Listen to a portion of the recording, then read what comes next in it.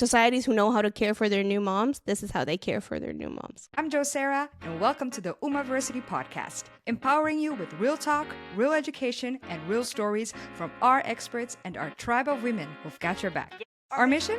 Educating 1 billion women worldwide on their mental, body, and sexual wellness journey. So join me, learn something new as we build our badass tribe. What are the needs that mothers have during postpartum? It doesn't matter what culture or age they're from. What are the universal needs? So actually, when we look at different cultures around the world, we see that mothers have different needs and similar needs at the same time. So there are 5 universal needs that women have in postpartum. The first is the need for extended period of rest, around 30 to 40 days. The next one is the need for touch, like a loving touch, like a hug or a massage, this kind of thing. And then the third one is nourishment, like really good food, nourishing food. The fourth one is the need for connection with nature. And the last one, really, really important one, is the need for companionship. So those are the 5 universal postpartum needs. And we really can identify that they exist in many, many cultures that we see. Societies who know how to care for their new moms, this is how they care for their new moms. And that's been a little bit missing in this part of the world, I would say. My mission is to re-educate and reclaim it for us because it really does impact the rest of our life as women. Yeah, and can you explain the 5 universal needs more in depth? I'm really curious as to why these needs are there and why they're important to acknowledge. Yeah.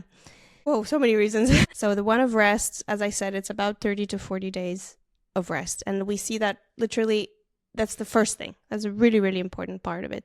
And the why is it so important? For a few reasons. One is the physical healing. So there's less gravity on the uterus and on the pelvic floor. So that allows your pelvic floor to heal. When you're pregnant, the baby's weight and the amniotic sac and the placenta, all of it has an extra weight on the pelvic floor muscle, which can also be called a pelvic trampoline, which is maybe a more accurate description of what it actually is.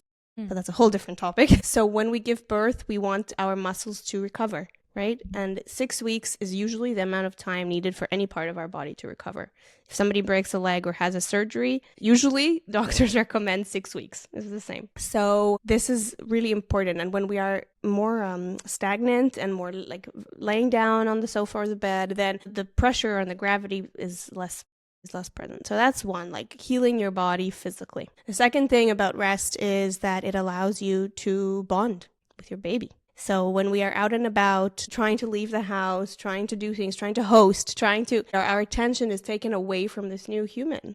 And the best way to understand, or maybe not I don't want to say the best way, but what I like to recommend is that when you have this time to, for a second, look at your baby and understand your baby and connect with your baby, then you get to know them better. So this is how you understand better their needs, as I was saying earlier. This is how we understand better, okay, is my baby now hungry? Is my baby needing connection? Is my baby maybe needing to change the diaper? And of course, it facilitates the breastfeeding. Like for me, this is important unless the mother says, for sure, I don't want to breastfeed for whatever reason. But I always like to try to facilitate and support the breastfeeding. And for sure, this time that you have with your baby at home without a shirt, skin to skin, is really essential part to breastfeeding. It's not just a nice to have. It's essential to helping breastfeeding establish. And we know that milk supply takes 6 weeks to fully establish. And so imagine a situation where we're not giving this time to rest and we're not giving this time to bond. This gets a little bit disrupted. So that's one of the other reasons that rest is really important and being home. And the last reason I'm going to mention is the emotional overwhelm. So it's a huge transition. Like a lot has just happened.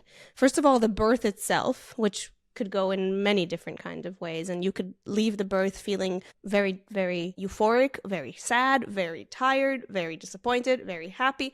Like you don't really know until it's happened. So you have that to recover from. Maybe you were awake for many, many hours for your labor, and also this new role that you now have, this new identity. We all maybe have heard of the baby blues. That's a pretty common term that many people recognize. So there's all the emotions about that are happening. So when we try to do less and minimize in this time period, especially the first 4 weeks, if not 6 to 8, then we can try to decrease what we are exposed to. and focus a little bit more inward.